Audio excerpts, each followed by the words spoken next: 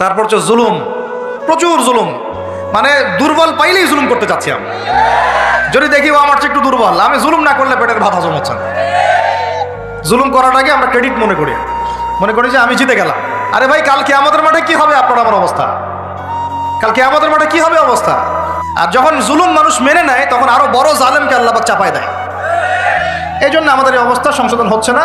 ইল্লা মাশাআল্লাহ, আল্লাহ যে কবে করবেন আল্লাহ ভালো জানেন।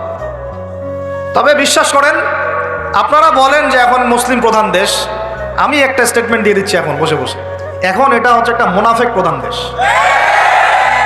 প্রমাণ করতে চাইলে আমার সাথে বসেন। মুনাফেকের আলামত যে কয়টা আছে, কি এক নাম্বার কি? কথা বললেই মিথ্যার উপর দাঁড়ায় আছেন সবগুলা। 2 নাম্বার, আমানত রাখলেই খেয়ানতের উপর খেয়ানত। কিছু কিছু বড় বড় জায়গায় এমন কিছু মানুষকে বসায় দেওয়া হয়েছে যাদের মনে হয় ইসলামের নাম শুনলেই ভিতরে মানে তেলে বেগুনে জ্বলে উঠে গেল। ইসলাম শব্দটা শুনলেই গায়ে জ্বালা শুরু হয় একেবারে। তো বেশি দিন নাই ইনশাআল্লাহ, হয় আল্লাহর গজবে এগুলো ধ্বংস হবে, অথবা ইনশাআল্লাহ তাআলা আবাবিল পাখি তো আর আসবে না পাথর ছুটতে। আবাবিল তো পাখির নাম না, আবাবিল মানুষ ঝাঁকে ঝাঁকে, মানে এটা তো ওই আবরাহার বাচ্চা আবরাহার যুগ না যে আবাবিল আসবে আর পাথর ফেলবে। আসবে, পাথর ফেলার প্রজন্ম তৈরি হবে ইনশাআল্লাহ। মূল সমস্যাই হচ্ছে করাপশন, দুর্নীতি, মূল সমস্যাই। এটা যদি না থাকতো সারা বিশ্বে বাংলাদেশকে টক্কর দেওয়ার মতো কান্ট্রি খুব কমই থাকতো। কে না জানে এগুলা?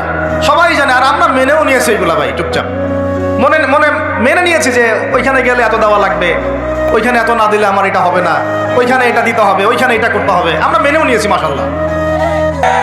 মনে করেন আমি একজন ইমাম সাহেব, আমি যদি আমার দায়িত্বে পালন ঠিক মতো না করে আমিও খেয়ানতকারী। এই যে লেকচার দিতে বসছি, এখন আমি যদি চিন্তা করি যে ডাইনে বামে কথা বলে সময় পার করে দেই, হক কথা বলার দরকার নাই, বললে আবার এটা সেটা, আমি হচ্ছে এখানে এই চেয়ারের খেয়ানতকারী। প্রত্যেকটা ক্ষেত্রে চলতেছে এগুলা। 3 নাম্বার হচ্ছে যখনই ওয়াদা করে, কি করে বলেন তো? কয়জন ওয়াদা রাখি আমরা? কোন কোন সময় দেখা যায় অমুসলিম ওয়াদা রাখছে, মুসলমান রাখে নাই। দুধ কিনতে যাবেন, আমরা হিন্দু ভাইয়ের দোকান খুঁজতেছি, ও পানি মিশাবে না, আপনার কনফিডেন্স তৈরি হয়ে গেছে।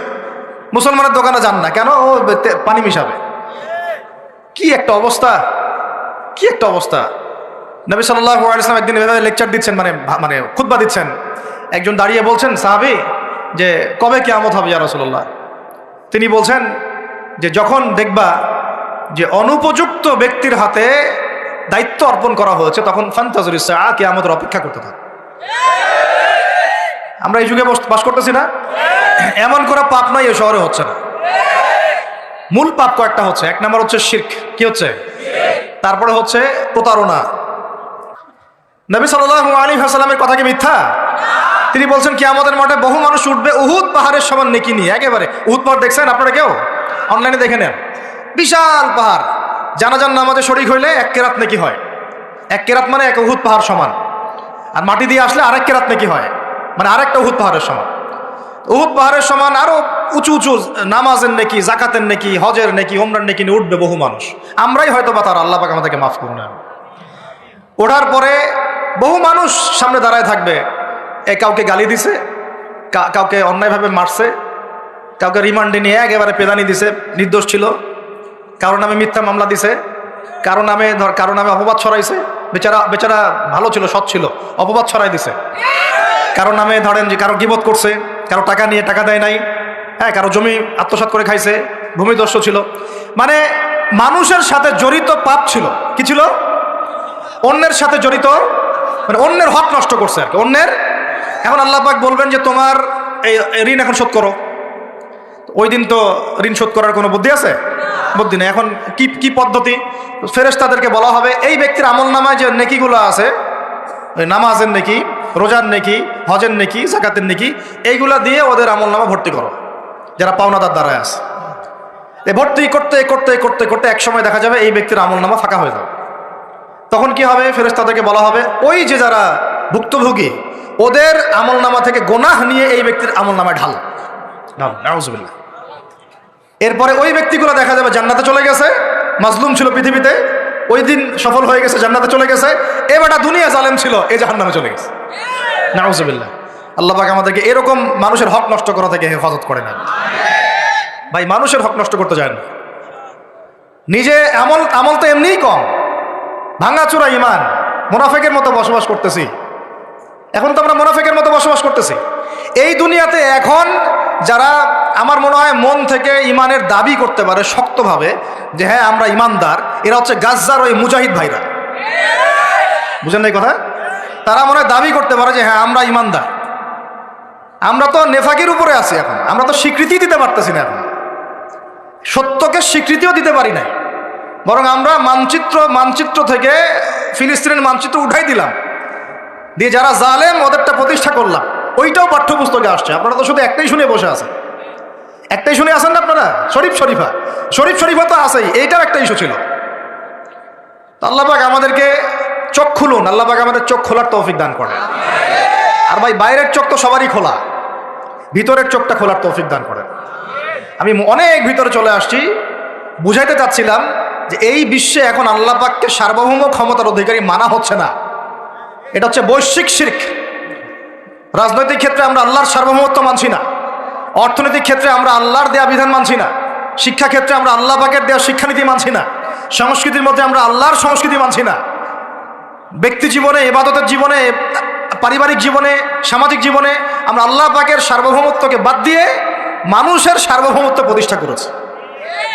আর আমরা তেলাওয়াত করতেছি তাবারাকাল্লাযী বিয়াদিহিল মুলক, আবার পড়তেছি কুলিল্লাহুম্মা মালিকাল মুলক, হে বলুন হে রাজত্বের অধিকারী, তুতিল মুলকা মান তাশা ওয়া তানজিউল মুলকা মিম্মান তাশা। আয়াত তো জানেন না আপনারা, সূরা আলে ইমরানে আছে। তো আমাদের কথা আর বাস্তবতার মধ্যে অনেক ফারাক। আল্লাহ পাক আমাদেরকে কোরআন গভীরভাবে অনুধাবন করার তৌফিক দান করেন। খালি তেলাওয়াত করলেই হবে না ভাই, এর অর্থটা জানতে হবে। অর্থ না জানলে পরে তেলাওয়াত করলে নেকি হবে না, এটা বলি নাই আমি। বলেছি শুধু তেলাওয়াত করলেই পুরো হক আদায় হয় না, শুধু তেলাওয়াত করলেই পুরো হক আদায় হয় না, 100 বার হয় না। আবার বলতেছি শুনেন ভালো করে, তেলাওয়াত করলে প্রত্যেক হরফে 10 নেকি হয়, কিন্তু শুধু তেলাওয়াত করলেই কোরআনের সম্পূর্ণ হক আদায় কোশ্চিনকালেও হয় না। এই যে অর্থগুলো না জানলে আপনি কিভাবে বাস্তবায়ন করবেন, বুঝবেন কিভাবে কি বলেছেন আল্লাহ পাক কোরআনে? এই যে একটা আয়াত নিয়ে এতগুলো কথা বললাম, আপনারা এখন চোখ খুললো যে সারা বিশ্বে আল্লাহর সার্বভৌমত্ব সভরেন্টি নাই। এখন আমরা মানুষ একটা প্রতিষ্ঠা করেছি কিছু কিছু জায়গায়, ইল্লা মাশাআল্লাহ, কিছু কিছু জায়গায় আমরা মেনে নিয়েছি যে আল্লাহ পাকই সার্বভৌমত্ব ক্ষমতার অধিকারী। এখন তো এটা মানুষের হাতে উঠে দিয়েছেন। আল্লাহ পাক আমাদেরকে পাঠাইছেন দুনিয়াতে তার খলিফা হিসেবে। কি হিসেবে? তো আল্লাহর খলিফার কাজ কি? শয়তানের দাসত্ব করবে না আল্লাহর? বলেন, আল্লাহর খলিফার বৈশিষ্ট্য কি, ফাংশন কি? সে কি শয়তানের দাসত্ব করবে না আল্লাহর? সে কি আল্লাহর বিধান মানবে না শয়তানের? সে কি আল্লাহর সার্বভৌমত্ব মানবে না শয়তানের? তাহলে আমরা আল্লাহ পাকের কয়টা বিধান বাস্তবায়ন করতে পারছি? একজন আমাকে খুব কড়া ভাষায় বলছিলেন একদিন যে আপনি প্রথম ব্যক্তি মনে হয় বলেছেন ঢাকা হচ্ছে যে সিটি অফ আখিরুজ্জামানে, আপনি চোখে দেখেন না ঢাকা শহরে এত এত মসজিদ আছে? বললাম যে এইটা আপনার চেয়ে আগে আমি দেখছি ঢাকা শহরে এতগুলো মসজিদ আছে, আমার কাছে হিসাব করা আছে কয়টা মসজিদ ঢাকায় আছে। তাহলে আপনি বললেন যে এটা সিটি অফ আখিরুজ্জামান। বললাম ঢাকা শহরে এতগুলো যে মসজিদ আছে কত বছর থেকে আছে? বলছে 50, 60, 70 বছর থেকে। তো বলো 70 বছরে কোরআনের আপনি একটা বিধান বাস্তবায়ন করতে পারছেন ঢাকায়? বলেন পারছেন? ঢাকা শহরে কি চোরের হাত কাটা হয়? ঢাকা শহরে কি জেনার শাস্তি দেওয়া হয়? মদ পান করলে 40 লাঠি দেওয়া হয়? ব্যভিচার করলে রজম দেওয়া হয়? সমকামিতা করলে রজম দেওয়া হয়? ধর্ষণ করলে প্রকাশ্য মৃত্যুদণ্ড দেওয়া হয়? মসজিদ দিয়ে কি করবেন আপনি? বলেন, এতগুলো মসজিদ দিয়ে কি করবেন? মসজিদে আমরা নামাজ পড়ি, ব্যক্তিগত ইবাদত। আর মানুষের বাঙালিকে কারা জানি বুঝাইছে সারা জীবন যত ইচ্ছা পাপ কর, শেষ জীবন একটা মসজিদ বানাই যাইস বা মসজিদের সভাপতি হয়ে থাকিস, ঠিক আছে? যত ইচ্ছা কর, যা ইচ্ছা কর, সুদ খা, ঘুষ খা, সব কর, শেষে একটা মসজিদ বানাই দিস। কারণ হাদিসটা হচ্ছে মান বানা লিল্লাহি মাসাজিদান বানাল্লাহু বাইতান ফিল জান্নাহ। কেউ যদি আল্লাহর জন্য একটা মসজিদ বানায়, আল্লাহ পাক তার জন্য জান্নাতে একটা ঘর বানাবে। ব্যাস, এই হাদিসের উপর আমল কইরা কবরে যাবে। সারা জীবন যে আমি মাশাআল্লাহ নাউজুবিল্লাহ আল্লাহর কোনো বিধানই মানলাম না, না নামাজ, না যাকাত, না সাদাকা, না এই যে কোরআন এর হক আদায় করা, না আমর বিল মারুফ, না নাহি আনিল মুনকার, না ইকামাতুদ দ্বীন, ইত্যাদি ইত্যাদি। অনেক অনেক গভীর ভাই, আলোচনাও গভীর, পরিবেশও অনেক গভীর। অন্ধকারও অনেক গভীর। এই অন্ধকার থেকে বের হইতে হইলে ভাই রমাজান আমাদের সামনে একটা মৌসুম, এটা আল্লাহ পাক সুযোগ দেন। আপনারা তো দেখেন সন্ধ্যাবেলায় পাখিরা কোথায় ফিরে যায়? বাসায় ফিরে যায় না? এই সারা বছর সারা জীবন আমরা অনেক দূরে চলে গেছি আল্লাহ থেকে, রমাজান আসছে এখন আবার বাসায় ফিরে আসে। রমাজান কেন আসে? যাতে এই বিচ্ছিন্ন উম্মাহ এক জায়গায় হয়, পাপী মুসলিমরা আল্লাহর দিকে ফিরে আসে। সারা বছর যারা এদিক ওদিক চলে গেছেন রমাজানে আসেন, ঘরে ফিরে আসেন। আল্লাহ পাক তৌফিক দান করে না। অনেক ভিতরে ঢুকে গেছি ভাই। প্রথম কথা বলছিলাম লাআল্লাকুম তাত্তাকুনের হক আদায় করতে হবে, রাজি আছি তো ইনশাআল্লাহ? 2 নাম্বার এই যে বলছিলাম কুতিবা আলাইকুম নিয়ে কথা। কুতিবা আলাইকুম শুধু সিয়াম না, কুতিবা আলাইকুম কিসাসও আছে এখানে। কোন কিতাব এখানে আছে না? নাকি বাড়ায় বললাম? আর এই কোরআন তো ভাই সবারই বাসায় আছে, কেন মানতে চান না? এত কেন ভনিতা কোরআনের সাথে? আর বাঁচবই বা কতদিন আমরা? সর্বোচ্চ 100 বছর। ভাই সবাইকেই তো একা একা আল্লাহর সামনে দাঁড়াইতে হবে, তাহলে এত ভনিতা কিসের? এত নেফাকি কেন? এত অস্বীকৃতি কেন? ইসলাম নিয়ে এত অ্যালার্জি কেন? আল্লাহ রসুল এবং ইসলামের নাম শুনলে গা জ্বলে কেন?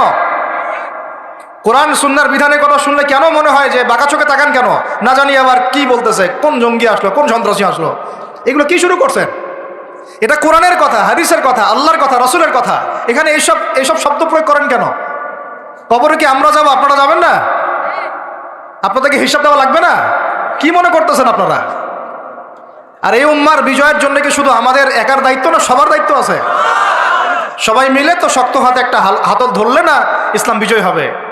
তো আল্লাহ পাক যে ক্ষমতা যাদেরকে দিয়েছেন, কেন আপনারা বুঝতে চেষ্টা করেন না যে আল্লাহ রাব্বুল আলামিনের কাছেই সর্বভৌম ক্ষমতা, তার বিধান বাস্তবায়ন করেন, আল্লাহ পাক আপনাদেরকে আরো শক্তিশালী করবেন ইনশাআল্লাহ। যদি না করেন তাহলে শোনেন, একটা সময় পর্যন্ত আল্লাহ পাক ছাড় দেন। এটা ইতিহাস। নমরুদ একটা লম্বা সময় ছাড় পাইছে, ফিরআউন আরো লম্বা একটা সময় ছাড় পাইছে, আদ জাতি সামুদ, আসহাবুল আইকা, মাদিয়ান, লুত, কত যে কম চলে গেছে হিসাব নাই।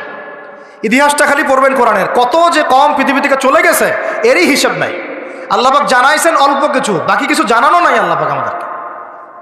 আল্লাহ পাক জানানি নাই অনেক কিছু আমাদেরকে, যেগুলো আমাদের দরকার সেগুলো জানাইছেন কিছু কিছু।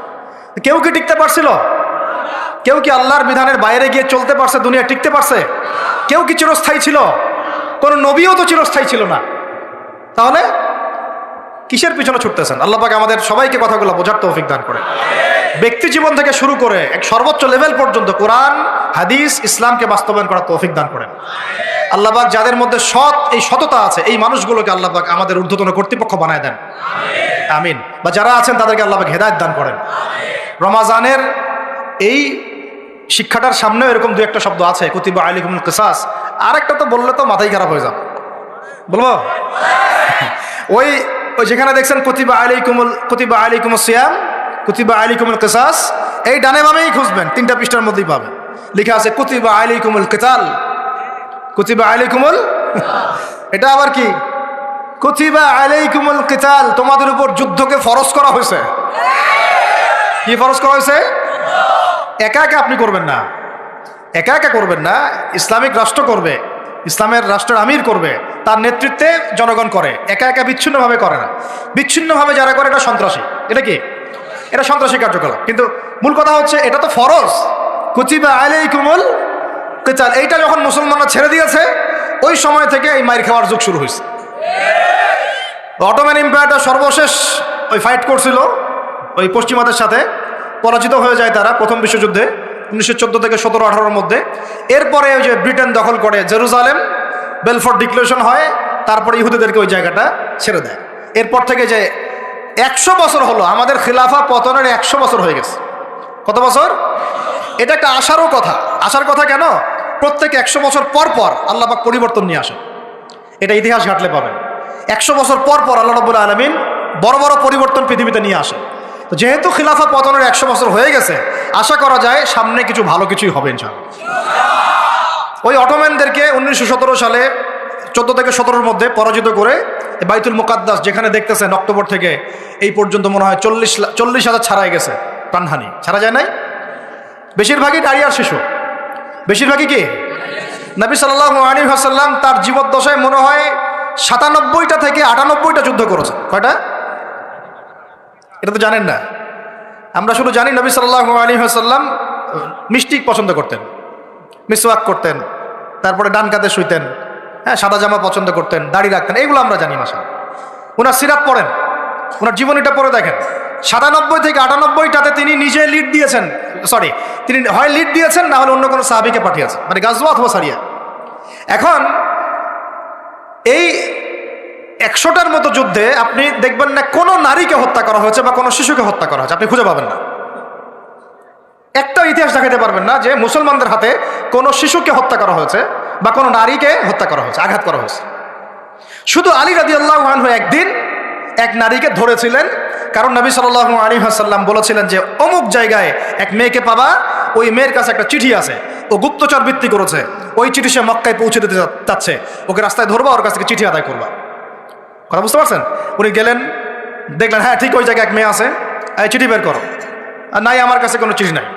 তিনি বলছেন যদি চিঠি বের না করো তাহলে কিন্তু প্রয়োজনে একদম সব সার্চ করে চিঠি বের করবো কিন্তু। তো পরে ভয়ে সে চিঠি দিয়ে দিছে। এই একটাই ঘটনা পাওয়া যাচ্ছে যে মেয়েদের সাথে যুদ্ধক্ষেত্রে আচরণ।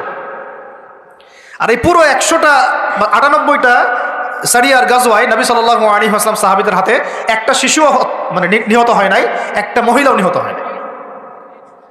যদি কোনো দলিল পান আমাকে জানায়েন, যদি আমার জ্ঞানে কমতি থাকে, আপনারা যদি দলিল পান আমাকে জানায়েন, আমার জানা নাই। আর আপনি দেখতেছেন অক্টোবর থেকে, এই যে এটা কি মাস, মার্চ, এই যে 5-6-7 মাসের মধ্যে আপনি দেখতেছেন যে 40-42 হাজার মুসলমানকে মারা হচ্ছে, তার মধ্যে বেশিরভাগই নারী আর শিশু। নারী আর শিশু, এগুলো দেখলে তো ঘুম হয় না আমাদের, কিচ্ছু করার নাই, তামাশা দেখতেছি সবাই বসে বসে। আর যাদের করার ছিল এরা বসে খ্যাপসা খায়। কি খায়? ওরা ওই সিনেমা হল উদ্বোধন করে, মদের বার ওপেন করে, হ্যাঁ সুবহানাল্লাহ। পাশে নবী সাল্লাল্লাহু আলাইহি ওয়াসাল্লাম শুয়ে আছে, চিন্তা করেন, সাহাবীরা রাদিয়াল্লাহু আনহুম আজমাইন তারা শুয়ে আছেন। ওখানে গেলে মুমিনদের চোখের পানি ছেড়ে দেয় মানুষ। কি একটা অবস্থা! ওইখানে আল্লাহর ঘর বাইতুল্লাহুল হারাম। অনেকে আবার বলে কি করার আছে আমাদের কিছুই করার নাই। হ্যাঁ, তো ওই জন্য একদিন বলছিলাম তো কিছু করার নাই, তাহলে নেইমারকে নিয়ে এসে ফুটবল খেলাও। ওটাও চলতেছিল। হ্যাঁ, বিভিন্ন বলিউড তারকা, হলিউড তারকা আইসা এসে কনসার্ট করতেছে, এগুলা করেন, কিছু করার নাই তো। হ্যাঁ, বেশি না, আপনারা যদি একটু জিও পলিটিক্স পড়েন দেখবেন 10টা, বেশি না 10টা মুসলিম কান্ট্রি যদি একসাথে হয়, 10টা মুসলিম কান্ট্রি যদি একসাথে হয় বা একটা টেবিলে বসতে পারে, এই 10টা মুসলিম কান্ট্রির কাছে যে পরিমাণ সৈন্য আছে, যে পরিমাণ অস্ত্র আছে, যে পরিমাণ জ্বালানি আছে, যে পরিমাণ তেল আছে, আর যে পরিমাণ গ্যাস আছে, আর বাকি কথা নাই বললাম, এই ইসরায়েলের মতো 100টা দেশের সাথে মোকাবেলা করতে পারত। একটা বাচ্চার রক্তের বদলা নেওয়া যাইতো, একটা বনের ইজ্জতের বদলা নেওয়া যাইতো। শুধু ওই ইমানদার কোন ওমর আল্লাহ পাক এখন আমাদেরকে দেন নাই। কারণ কেন দেন নাই জানেন? কারণ আমরা তো আর তার সাহাবীদের মতো না। আমরা যদি সাহাবীওয়ালা জিন্দেগি আবার শুরু করি, আল্লাহ পাক ওমর ইবনুল খাত্তাব পাঠাবেন ইনশাআল্লাহ। বুঝাতে পারতেছেন? আমরা ঠিক না হলে তো আসমান থেকে ফেরেশতা নামবে না ভাই। আর আমরা এই এত দূরে বসে ছোট্ট একটা রাষ্ট্রের মধ্যে আলোচনা করি, কি আলোচনা করি আর কি ফায়দা হয়? কিন্তু আলোচনাগুলো করতেছি আল্লাহর কাছে দায়মুক্ত হওয়ার জন্য, যাতে আপনারা সত্যটা জানেন এবং হকটা বুঝতে চেষ্টা করেন, আপনার পরবর্তী প্রজন্মকে এটা জানান। আল্লাহ চাইতো আমরা না পারলে কি হয়েছে, দেখা যাবে 100 বছর পরে হইলেও আমাদের পরবর্তী প্রজন্মরা ইনশাল্লাহ বাইতুল মুকাদ্দাস উদ্ধার করবে ইনশাল্লাহ। কারণ লিখা তো হয়ে গেছে এটা, তো ওইটা আমাদের হাতে আসতেছে ইনশাল্লাহ। এবং ওইখানে 40 বছর ইসলামিক খেলাফত বাস্তবায়ন না হওয়া পর্যন্ত এই বিশ্বে কিয়ামত হবে না ইনশাল্লাহ। কত বছর? কে করবে? ঈসা আলাইহিস সালাম। কে করবেন? ঈসা আলাইহিস সালাম। তার সাথে সঙ্গ দিবেন ইমামুল মাহদি। এটা হবে সামনে। এখন ওইটা যখন হবে, ওই 40 বছর ইসলামী খেলাফত, তখন তাবারাকাল্লাযী বিয়াদিহিল মুলক, ওই আল্লাহ পাকের যে মুলক, আল্লাহ পাকের সার্বভৌমত্ব, আল্লাহ পাকের সরভেন্টি, আল্লাহ পাকের রাজত্ব, ওইটা সারা বিশ্বে প্রতিষ্ঠা হবে ইনশাআল্লাহ। এখন ওইটা নাই। এখন কি আছে? এখন মুলক হচ্ছে জাতিসংঘের, সবকিছু ওদের হাতে। আর এগুলো গঠনই করা হয়েছিল মুসলমানদের স্বার্থ দমন করে পশ্চিমাদের স্বার্থ উন্নয়নের জন্য। একেবারে খোলামেলা কথা বলো, এখন পর্যন্ত ওদের ভিশন এবং এজেন্ডা এইটাই। পৃথিবীর কোনো জায়গায় মুসলমানের স্বার্থ তারা সর্বোচ্চ অগ্রাধিকার দিবে না, বরং আমাদেরকে দাস বানানোর জন্য এটা তৈরি করছে। আর আমরা এখন সেই দাসত্বের মধ্যে চলে আসছি।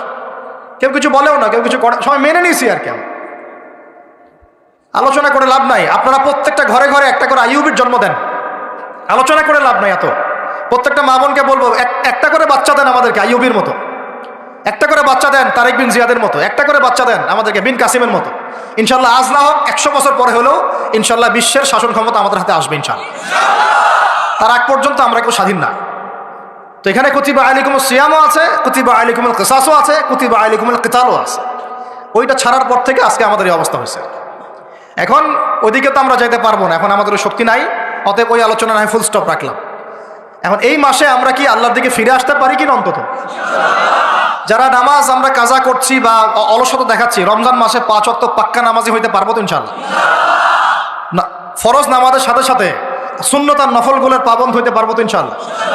রমজান মাসে দাড়িটা ছাড়তে পারবো তো ইনশাআল্লাহ? পোশাক চেঞ্জ করতে পারবো তো ইনশাআল্লাহ? সুদ ছাড়তে পারবো তো ইনশাআল্লাহ? সমস্ত জেনা ছাড়তে পারবো তো ইনশাআল্লাহ? সমকামিতার এগুলো ধার কাছেও তো যাবো না ইনশাআল্লাহ? মাপে কম দেওয়া ছাড়তে পারবো তো ইনশাআল্লাহ? যত রকম দুর্নীতি সুদ ঘুষ ছাড়তে পারবো তো ইনশাআল্লাহ? রমজান মাসে আমরা আবার ওই পাখিদের মতো, পাখিরা যেমন ঘরে ফিরে, আমরা আল্লাহর কাছে ফিরবো তো ইনশাআল্লাহ?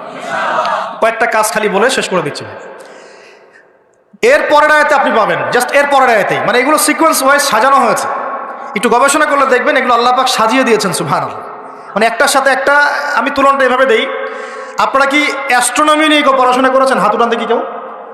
অ্যাস্ট্রোনমি বোঝেন? জ্যোতির্বিদ্যা কেউ পড়েছেন কখনো? একজনও নাই? আচ্ছা ঠিক আছে, অ্যাস্ট্রোনমির দরকার নাই। ফিজিক্স নিয়ে পড়েছেন কারা কারা? ফিজিক্স, আপনি ফিজিক্স বুঝেন না? পদার্থবিদ্যা কারা কারা পড়েছেন? এই তো মাশাআল্লাহ। আপনারা যদি আকাশের দিকে তাকান, আকাশের মধ্যে তারাদের মধ্যে একটা জ্যামিতিক মিল আছে না? আছে না? ওটা ফিজিক্স যারা পড়েছে তারা বুঝবে, সবাই বুঝবে না। কিন্তু আপনি আপনি আপনার মানে কি বলবো, আপনার মাথাই খারাপ হয়ে যাবে যে আসমানে আল্লাহ রাব্বুল আলামিন এত সূক্ষ্মভাবে একটা গাণিতিক ক্যালকুলেশন কিভাবে করেছেন। এটাই প্রমাণ করে যে আল্লাহ রাব্বুল আলামিন ছাড়া কোনো ইলাহ নাই।